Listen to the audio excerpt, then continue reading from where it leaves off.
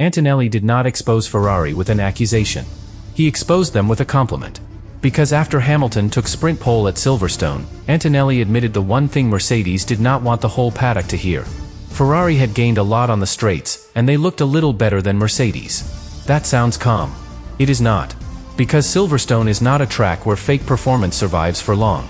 It exposes drag. It exposes balance. It exposes tire stress. It exposes whether a car is truly efficient or only fast for one lucky lap. And now Ferrari has two things every rival fears at the same time. Hamilton on sprint pole, and a straight-line advantage strong enough for Antonelli to acknowledge it. That is the warning shot. Because if Ferrari can carry more speed down the straights without losing control through Silverstone's fastest corners, then this is not just a setup trick. It could be the first sign of a real leap. And the most dangerous part is still unanswered. Did Ferrari simply find the perfect Silverstone window, or did Antonelli just confirm that Mercedes, and possibly the rest of the grid, are now chasing a Ferrari advantage they did not see coming? Silverstone is where a small advantage becomes impossible to hide. At some circuits, a team can look fast for reasons that do not really travel anywhere else. Maybe the layout protects them. Maybe the corners are slow enough to cover instability. Maybe one perfect lap makes the car look stronger than it actually is. But Silverstone is different. Silverstone tests the whole machine. It asks whether the car can cut through the air on the straights, stay calm in the fastest corners, protect the tires, and still give the driver enough confidence to attack when the lap is on the edge. That is why Antonelli's comment matters. Because he did not simply say Ferrari looked competitive. He pointed to the area that changes everything. The straights. Ferrari had gained a lot there, and they looked a little better than Mercedes. That is not just a casual observation. That is a rival driver identifying where the pressure was coming from. And in Formula 1, when a rival tells the world where another team has improved, everyone starts listening differently. Because straight-line speed is not just about being fast in a straight line. It changes the entire race. If Ferrari is quicker on the straights, then Mercedes cannot attack in the same way. A driver behind may be close through the corners, but if the Ferrari pulls away when the track opens up, the move becomes harder. The braking zone arrives too late. The gap is too big. The chance disappears before it even becomes real. And this is where the problem grows. At Silverstone, you cannot simply add more corner grip and forget about the straights. If you do that, you may become strong in one part of the lap but slow in another. It is like choosing between running shoes with grip and running shoes that feel light. The perfect pair gives you both. But most of the time, you are forced to compromise. Ferrari may have found a better compromise. That is the fear. Not a secret trick. Not a confirmed scandal. A better answer. A car that can hold enough speed on the straights while still giving Hamilton the confidence to attack through the sections where Silverstone usually exposes weakness. And if that is true, then Antonelli's words become much heavier. Because he was not just describing Ferrari. He was indirectly describing Mercedes' problem. If Ferrari gained a lot on the straights, Mercedes now has to ask why it did not gain the same way. Was the car carrying too much drag? Was Ferrari cleaner through the air? Was Hamilton getting stronger exits out of the corners? Was the setup direction simply better suited to the sprint conditions? Each answer opens another question. And every question costs time. That is the brutal part of a sprint weekend. There is no long, comfortable window to figure everything out. The pressure arrives quickly. The race comes fast. And if you start the weekend realizing your rival has an advantage in a key area, you cannot calmly put the problem aside. You have to respond. But responding too quickly can be dangerous. Mercedes could chase more straight-line speed, but lose stability. They could protect the cornering balance, but remain vulnerable on the straights. They could ask Antonelli to attack early, but risk overheating the tires. They could wait for Ferrari to fade, but if Ferrari does not fade, the sprint disappears. That is why this is more than a performance note. It is a strategic trap. Ferrari's leap forces rivals to choose between bad options before they know which one is least dangerous. And Hamilton makes that trap worse. Because a straight-line advantage in the hands of a driver who cannot manage pressure is useful, but not terrifying. The driver might defend too aggressively. He might use too much tire. He might lose rhythm when attacked. Hamilton is different. At Silverstone, he knows how to turn track position into control. He knows how to make the car wide without wasting energy. He knows how to place himself where the rival behind has to hesitate. And if the Ferrari is stronger down the straights, that hesitation becomes even more painful. A rival can get close, but not close enough. They can pressure, but not pass. They can see the opportunity, but not reach it. That is the kind of race that breaks patience. And patience matters in a sprint, because there are fewer laps to recover from one emotional decision. This is why Antonelli's comment is so dangerous for Mercedes. It confirms the fight is not only against Hamilton's experience. It is also against a Ferrari that appears to have improved in one of the most important areas of the Silverstone sprint. And once that is true, the entire balance of the weekend changes. Mercedes can still fight. Other teams can still respond. Nothing is settled by one comment or one session. But the warning is now public. Ferrari's gain was visible. Mercedes felt it. Hamilton used it. And Silverstone, the circuit that punishes weak explanations, made the improvement look serious. That is the first real reason this story has the paddock on edge. Antonelli may not have confirmed that Ferrari has solved everything. But he confirmed something almost as important. Ferrari's leap was real enough to be noticed by the people trying to beat them.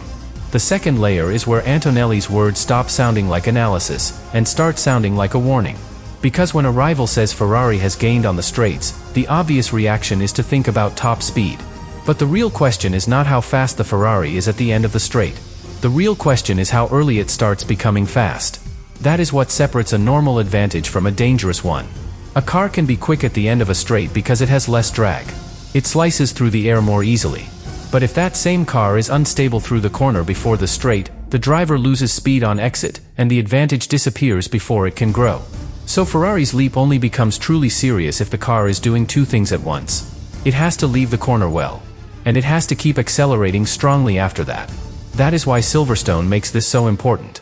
The track is not just a collection of straights and corners. Everything connects. A small mistake in one corner can follow the driver all the way down the next stretch of track. A tiny loss of confidence before the straight can become a larger loss by the braking zone. So if Ferrari looked strong on the straights, rivals would immediately ask what happened before those straights. Were they faster because the car had less drag? Were they faster because Hamilton was exiting the corners better? Were they faster because the balance gave him more confidence to get on the power earlier? Or was it all happening together? That last possibility is the one Mercedes cannot ignore. Because if Ferrari has gained only in top speed, Mercedes can try to respond. They can adjust the car. They can look for a lower drag direction. They can search for a better compromise. But if Ferrari has gained in the way the whole lap connects, that is much harder to fight. That means the car is not just faster in one place. It is helping the driver build speed before the timing screen makes the advantage obvious. And that is where Hamilton becomes the perfect driver to expose it. Hamilton has always been brilliant at connecting corners. Not just attacking one section, then surviving the next. He builds rhythm. He prepares the car early. He feels when the rear tires can take more power. He knows when to be patient for half a second so the car is faster for the next 5. That sounds small. It is not. At Silverstone, those tiny choices can decide whether a car is still fighting by the end of a straight or already falling away. And Antonelli's comment points directly into that battle. Ferrari had gained a lot on the straights. But if Hamilton was carrying better exits into those straights, the gain would feel even worse from inside the Mercedes. Because the Mercedes driver would not only see the Ferrari pull away, he would feel the moment the chance began to vanish. That is the cruel part. A driver chasing Ferrari may think he is close enough through the corner. He may feel the car is still in range. Then the track opens, the Ferrari accelerates, and the gap grows just enough to kill the attack. Not by a dramatic amount. Just enough. And in Formula 1, just enough can feel impossible. Because overtaking is not only about being faster. It is about being close at the right moment. If the Ferrari keeps creating a small cushion before the braking zone, then the rival behind is trapped. Close enough to feel frustrated. Too far away to move safely. That is how straight-line strength becomes psychological pressure. It does not only protect Ferrari. It irritates everyone behind them. It makes the chasing driver use more tire through the corners, trying to stay close before the straight. It makes the engineer ask whether the tires are getting too hot. It makes the strategist wonder whether the attack needs to happen now, before the car becomes harder to follow. And on a sprint weekend, those decisions arrive too quickly. That is why Antonelli's admission matters so much. He was not describing a slow-building race story. He was describing a problem that appears immediately. Ferrari looks better on the straights. Hamilton is starting from sprint pole. Silverstone punishes hesitation. The sprint gives rivals fewer chances to recover. Put those pieces together, and the picture becomes uncomfortable. Mercedes cannot simply chase Hamilton anywhere. They have to choose where the attack is realistic. If they push too hard through the high-speed corners to stay close, they risk damaging the tires. If they save the tires, they may be too far back when the straight arrives. If they wait for Hamilton to make a mistake, they are trusting a 7-time world champion at Silverstone to open a door he has spent his whole career learning how to close. That is not a plan. That is hope. And hope is dangerous in Formula 1. Because the stopwatch does not care how good the plan sounded in the garage. This is where Ferrari's possible leap becomes bigger than one team. Every rival has to study the same pattern. If Ferrari is stronger on the straights, how does that affect attacking? How does it affect defending? How does it affect tire life? How does it affect the first lap, when everyone is close and every driver is desperate to avoid being trapped? A straight line gain can completely change the opening phase of a sprint. The car ahead can defend more easily. The car behind has to be closer than usual. The driver trying to pass may have to take more risk into the corner before the straight, because waiting until the straight itself might be too late. That is where errors happen. A driver forces the car into a corner a little too hard. The tires slide. The exit suffers. The Ferrari stretches away again. And suddenly the rival is not fighting Hamilton anymore. He is fighting the consequences of trying to fight Hamilton. That is the loop Ferrari wants to create. Pressure, frustration, overreach, loss. Then repeat. This is why the FIA angle becomes so sensitive whenever a team makes a sudden leap. Not because Antonelli's words prove anything illegal. They do not. But because rivals always want clarity when a performance pattern shifts quickly. They want to know whether Ferrari has found a setup direction, an aerodynamic compromise, or simply better execution. Because the answer changes the response. If it is setup, rivals can search for their own version. If it is driver execution, they need to pressure Hamilton into losing rhythm. If it is efficiency, the problem may be deeper. And if it is a combination of all three, then Ferrari has built the exact kind of advantage that is hardest to copy overnight. That is the important phrase. Overnight. Because sprint weekends do not give teams a long runway. They cannot spend days experimenting. They cannot rebuild the car from scratch. They cannot erase every compromise after the competitive picture has already started to form. They have to make decisions with what they have. And if what they have is a car that loses to Ferrari on the straights, while Ferrari still has enough confidence through the corners, the options narrow fast. This is why Mercedes would feel the tension immediately. Antonelli's comment does not sound panicked. It sounds controlled. But controlled words can reveal a serious problem. He acknowledged Ferrari had gained. He acknowledged they looked a bit better. And in Formula 1, drivers rarely give that kind of credit unless the difference was clear enough to feel from the cockpit. That cockpit feeling matters. Because data tells the engineers what happened. But the driver feels how it happened. A driver feels when he exits a corner well and still cannot close. A driver feels when the car ahead seems to breathe away down the straight. A driver feels when an attack dies before it is born. So when Antonelli points to Ferrari's straight-line gain, he is not just describing numbers. He is describing a race problem. And the race problem is this. If Hamilton can start ahead, exit corners cleanly, and use Ferrari's improved straight-line performance to stay out of reach, then the rivals may be forced into a sprint where every lap becomes more frustrating than the last. That frustration has consequences. A frustrated driver brakes later. A frustrated driver asks more from the tires. A frustrated driver starts looking for moves in places where the car is not fully ready.